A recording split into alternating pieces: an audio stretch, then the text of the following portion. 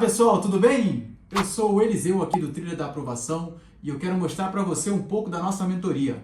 Vem comigo!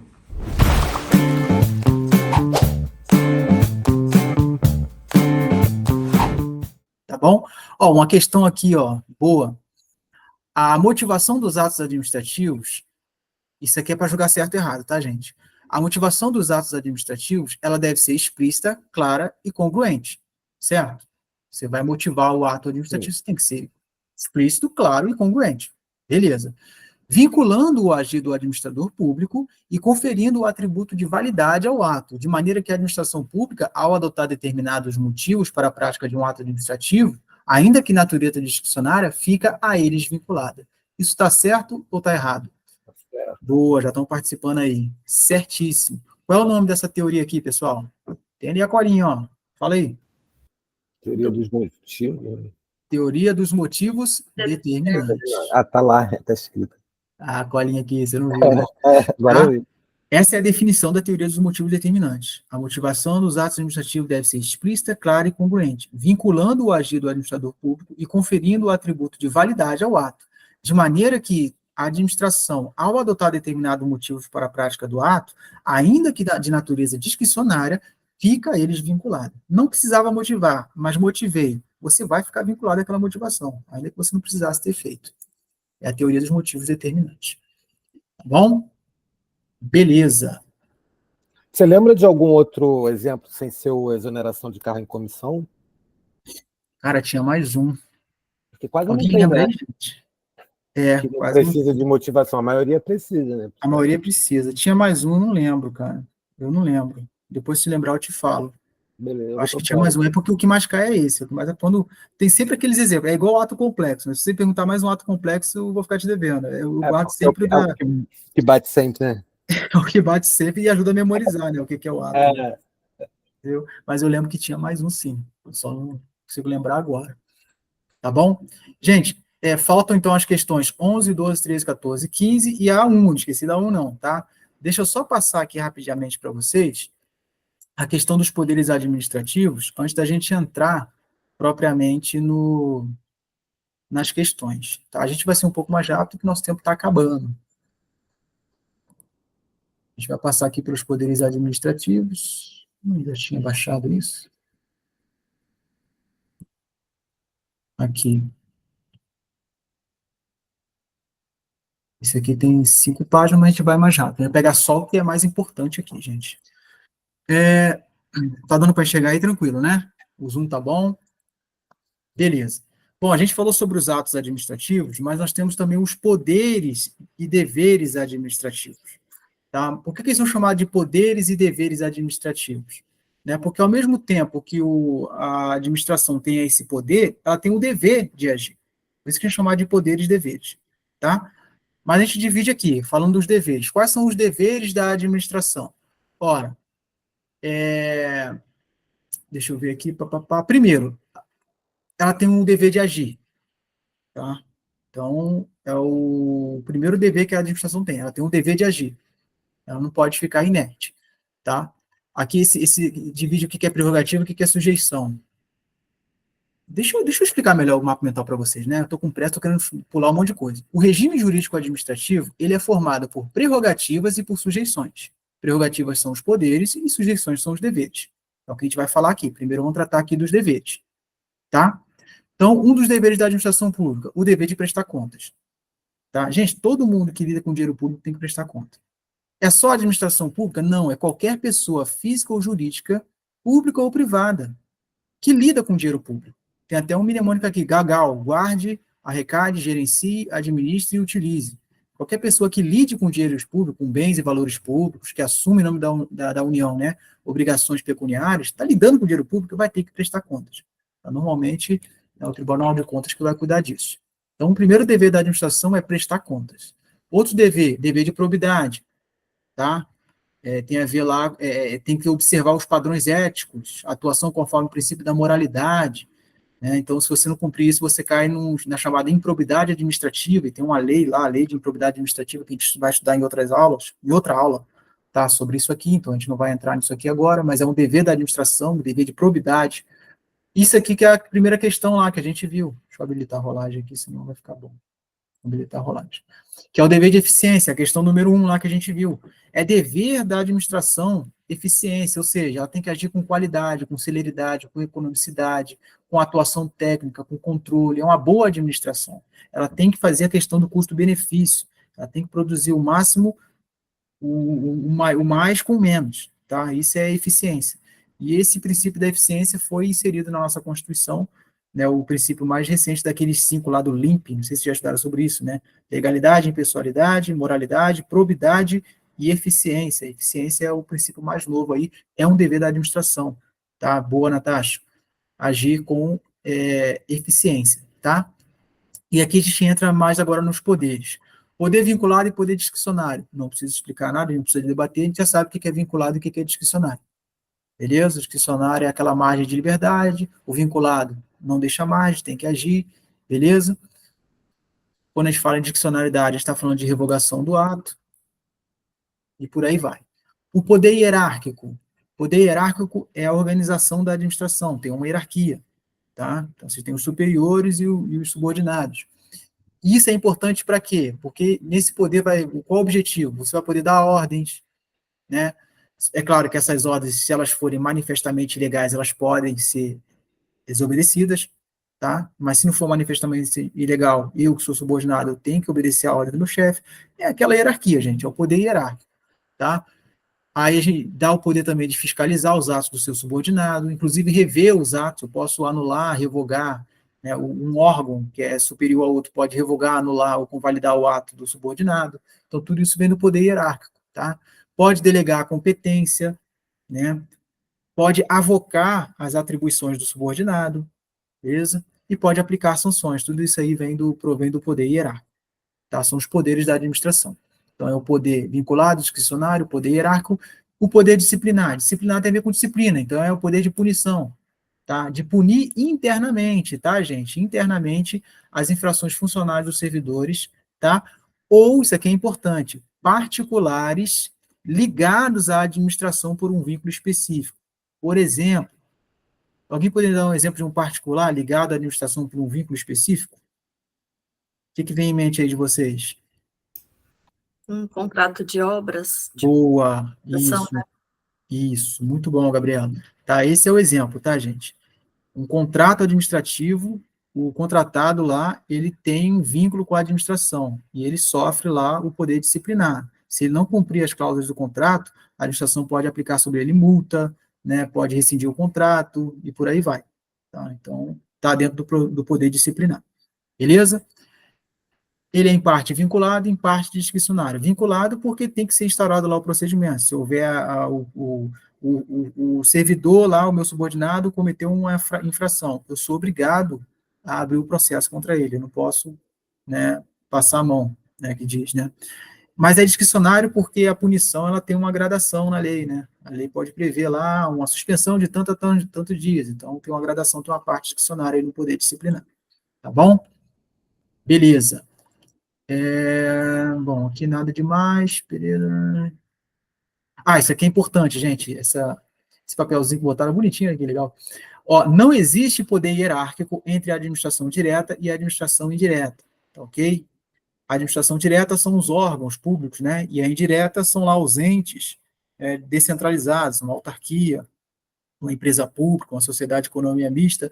Entre os órgãos, a administração pública direta e a indireta, não existe, tá, hierarquia. Ele está falando aqui do poder hierárquico, tá? Então, esse papelzinho acho que faz parte desse aqui.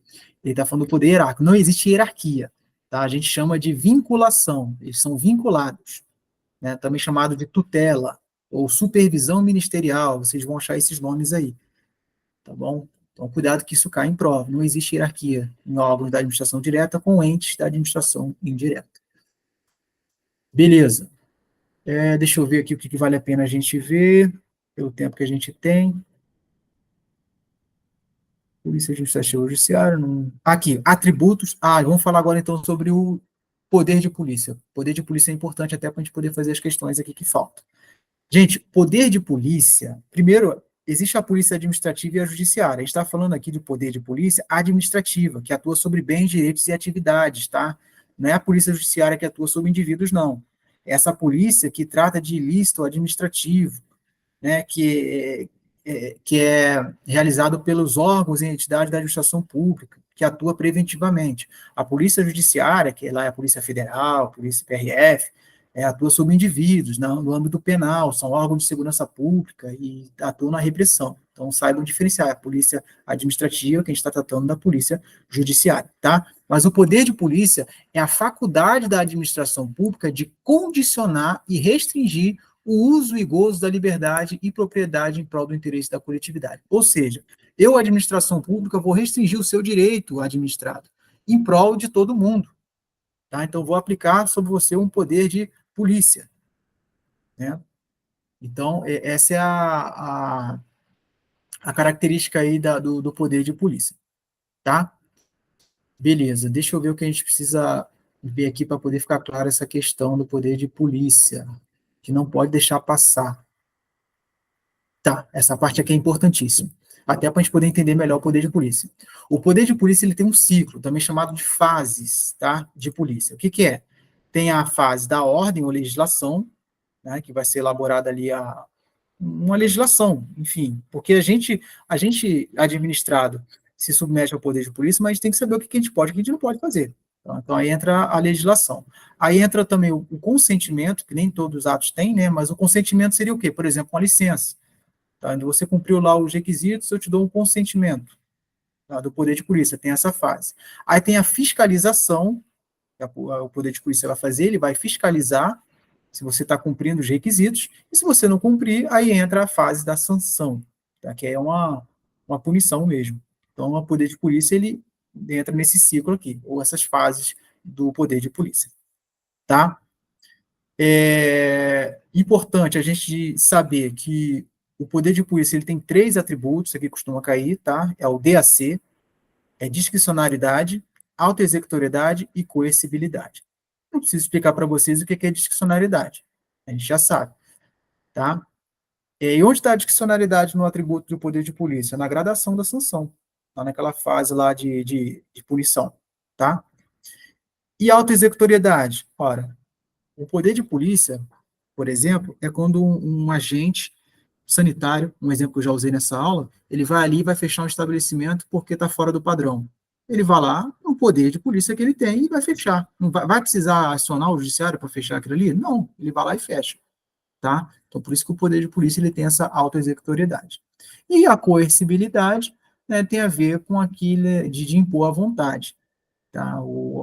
A pessoa não vai poder resistir à vontade do agente para poder praticar esse ato de poder de polícia. Tá? Então, não se esqueça dos atributos do poder de polícia, DAC, discricionariedade, autoexecutoriedade e coercibilidade.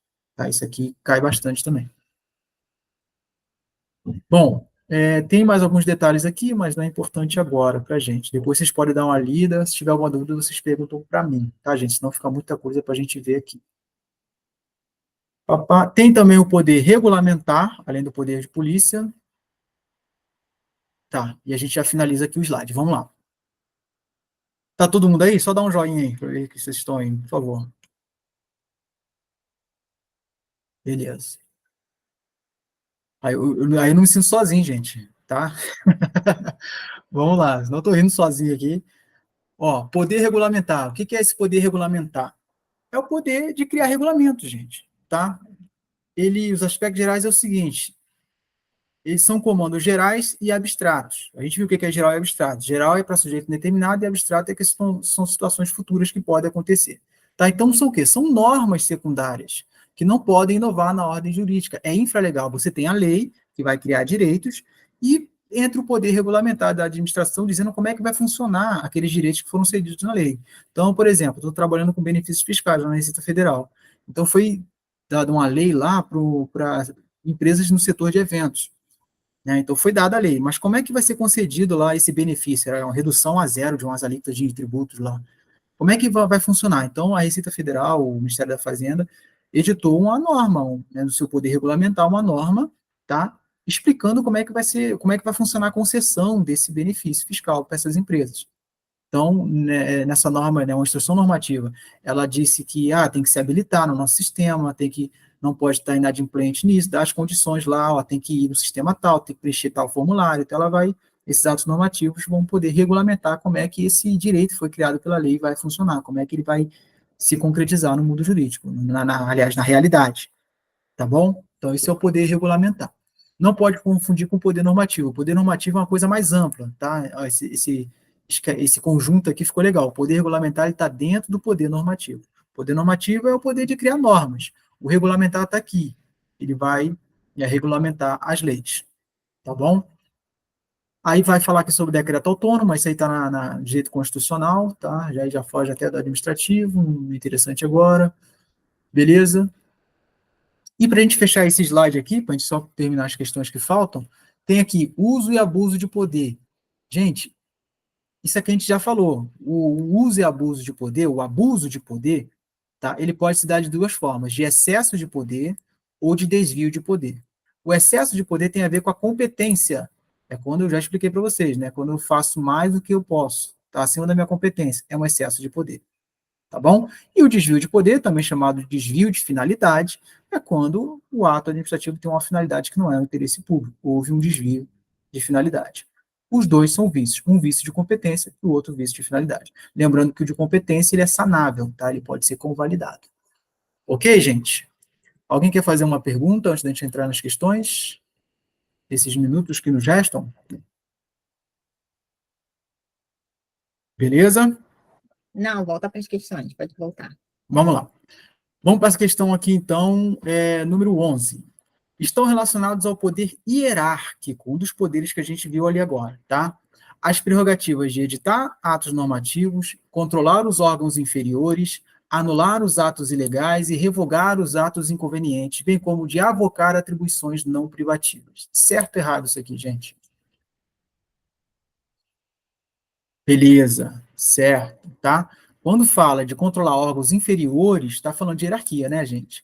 Anular os atos ilegais e revogar os atos inconvenientes, né? Daqueles que são subordinados a ele, é claro. Eu acho até meio completa essa questão, mas tá certo. Avocar atribuições. Para eu avocar uma atribuição, tem que ser de um subordinado, tá? Tem que haver hierarquia aqui, tá?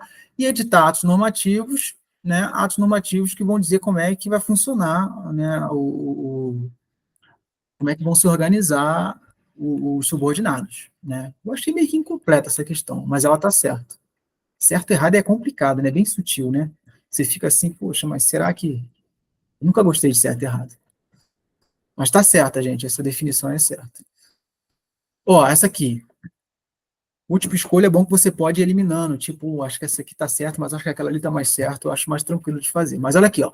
Na administração pública, o poder hierárquico, gente, ele é acessório, podendo haver distribuição de competências dentro da organização administrativa sem que haja relação hierárquica sobre determinadas atividades. O que vocês acharam dessa primeira aqui? Certo ou errado? Errado. E ainda mais? Natasha, errado. Qual o erro aqui, gente? Nádia, qual o erro?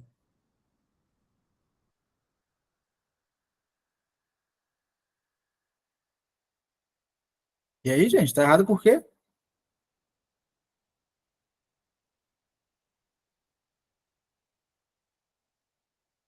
Bom, vou entender o silêncio como não sei. Eu acho que Eu achei bem difícil essa questão. Quando ele fala é acessório, eu fiquei em dúvida. acessório já ficou difícil, né? É, O Sebrasco Eu também, minha dúvida também foi no acessório. o Sebrasco é fogo, né, cara? Vocês querem ir para as próximas, então? Vamos lá. vamos. Guarda aí, hein? B, é a relação, a gente está falando do poder hierárquico, tá? Não esquece. É a relação que permite a apuração de infrações e a aplicação de penalidades a servidores públicos e outras pessoas sujeitas à disciplina interna administrativa. Certo ou errado? Errado? Por que está errado?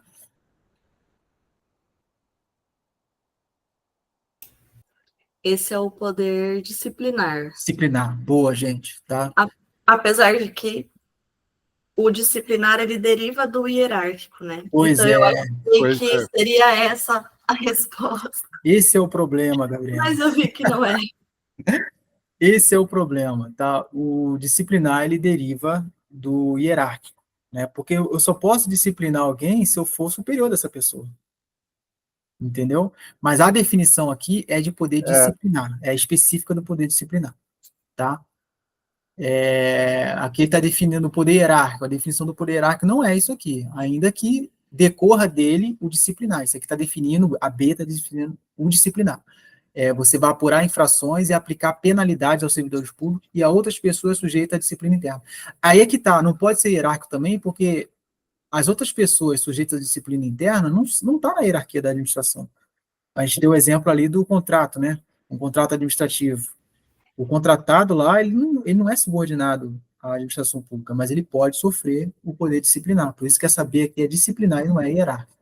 Entendeu? Uhum. Tá, então a B a gente elimina. A letra C, elimina? Ok. Poder hierárquico manifesta-se na relação hierárquica ou entre a administração direta e as entidades descentralizadas da administração indireta. Certo ou errado? Errado. Errado. Não existe hierarquia entre a administração direta e a administração indireta. A gente comentou isso, né? Poder hierárquico permite a emanação de atos com efeitos amplos, abstratos e coercitivos. Ô, louco. Isso define poder hierárquico? Não, né, Nádia? Não. Não. Não. Então, tá bom. Isso não é definição de poder hierárquico. Bom, vamos continuar, vamos lá. Letra E. Poder hierárquico. Coercitivo né? O coercitivo ainda entra, né? Sim. Então, mas quando você está falando de hierárquico, não é nem coercitivo. O coercitivo seria o de polícia, né? É o de polícia. Quando fala de coercitivo, tem mais a ver com polícia, mais externo. Entendeu? E os amplos seriam os normativos, né? Isso, boa. Amplos e abstrato tem mais a ver com normativo. Tá? Então, realmente, essa D aqui não está dando a definição de poder hierárquico. A letra E, obriga a administração a estar amparada em parecer técnico profissional para a solução de questões que exigem conhecimento especializado. Isso tem alguma coisa a ver com poder hierárquico? Não. Não. Não tem nada a ver com poder hierárquico. Eita, então a nossa primeira lá, hein? A letra Eu ia acabar indo na A mesmo. É mesmo? Sei não, hein? Eu ia na A com cagaço. Tomara. Essa eu fui na B. A B, né? Apuração e tal. B. É porque tem esse detalhe que você não percebeu, né? Até porque o disciplinar é derivado do hierárquico, então realmente a B é tentadora, sim. Mas você viu esse detalhe, né, Gabriel? Que as outras pessoas. Não, mas agora que você comentou, aí ficou claro mesmo essa questão da disciplina, né, de outras pessoas. Mas eu pensei isso, eu falei, decorre do hierárquico é esse. Não, mas eu te entendo. A gente faz isso, né? A gente, cara, nenhuma delas. Eu acho que não é nenhuma delas, pronto. Aí você fica procurando, tipo, peraí, mas o disciplinar, eu lembro que ele é derivado do hierárquico, então, aí é fogo. Mas aí, porque, afinal, é o acessório, né? Vamos à letra A, boa. Então, o poder hierárquico, ele é acessório. A própria alternativa explica por quê. Pode haver distribuição de competência dentro da organização administrativa sem que haja relação hierárquica sobre determinadas atividades. Então, ele é acessório porque ele não é essencial. Só por isso. Entendeu? Você pode ter uma organização administrativa sem que haja a hierarquia? Pode. Entendi. Por exemplo, gente, um órgão de consulta, por exemplo, tá? Um colegiado ali, que você não tem hierarquia entre os membros, sabe? Um conselho, né? Um conselho, boa. Tá? Então você tem um conselho ali, você não tem uma hierarquia entre eles, é um órgão administrativo. Então, eu achei difícil essa questão, tá? Questão difícil, gente. Vocês podem errar sempre. É bem difícil ela, mas difícil, ela é boa, né? Mas é boa, né? Eu erraria essa questão fácil. Você achou fácil? Não, eu erraria fácil. Porque tá, que susto. Ai, meu Deus. Não pensei que fosse A, não pensei que fosse A. Então, é acessório no sentido de que não é essencial. Esse é o lance. Essas nomenclaturas que o Sebrasp usa, né? Mas, aliás, por causa do conselho, é que eu não marcaria B, porque quando ele fala que permite apuração de infrações, isso dentro tem aquele conselho de trabalhista, né? De investigação, de apuração, né? Sei. Tem a ver com disciplina, né? Quando tem coisa disciplinar, não geralmente pode ser até um colega no mesmo nível hierárquico que está lá no fazendo no conselho, é verdade. no conselho, entendeu? É verdade, é um bom exemplo, sim. Que você pode ter disciplinar e não ter o hierárquico, né? Pois é. Boa. Ó, já são 10 horas. Vocês me dão mais uma... Hã? Não, pode continuar. Eu tô falando Desculpa. sozinho. Vocês me dão mais uma questão? Vai, só mais uma para a gente fechar? Pode ser? Podemos fechar. Beleza. Maravilha. Então, vamos lá. Com relação aos princípios da administração pública e seus poderes, eu quero a correta. Vamos fazer do mesmo jeito. Vou pegar cada um e vocês vão dizer se está certo ou se está errado. São princípios expressos na Constituição. Essa aqui é tranquila, hein? Para a administração pública. Legalidade, impessoalidade, moralidade, publicidade, eficiência e supremacia do interesse público. Certo ou errado? Errado. O que está errado aqui, gente? Está errado a supremacia. Boa. Todos são princípios, tá? Da Constituição para a administração pública. Só que só o limpo é expresso. Legalidade, impessoalidade, moralidade, publicidade e eficiência. E a publicidade, né? Probidade não. Tem questão que eu gosto de botar probidade aqui. Né? Publicidade. Os atos têm que ser públicos. Tá? Em regra. Tá? Esses são explícitos. Esse supremacia do interesse público, ele é até um princípio constitucional, só que ele não é expresso. Ele é implícito. Tá bom? Beleza, então a gente já elimina A. B. Com base no poder hierárquico, a administração pública poderá punir internamente servidores e demais pessoas sujeitas à disciplina dos órgãos e serviços da administração pública pelas infrações funcionais que eles cometerem. Certo ou errado? Errado. Errado, é isso mesmo? O que está errado aí, gente? Esse é o disciplinar. Esse é o disciplinar. Beleza. Punir internamente os servidores e demais pessoas sujeitas à disciplina. Igualzinho da questão anterior, você viu ali? Demais pessoas sujeitas à disciplina são aqueles terceiros, né? A Inês já fiquei esperta. Já ficou esperta, tá vendo? Ela usou de novo, ó. Sim. Tem coisas que se repetem, isso é bom, né? Pra gente que está estudando. O poder regulamentar, o regulamentar do chefe... Dá uma mesma prova, a gente às vezes erra 2 vezes. Não, mas costuma repetir em provas diferentes. Tá?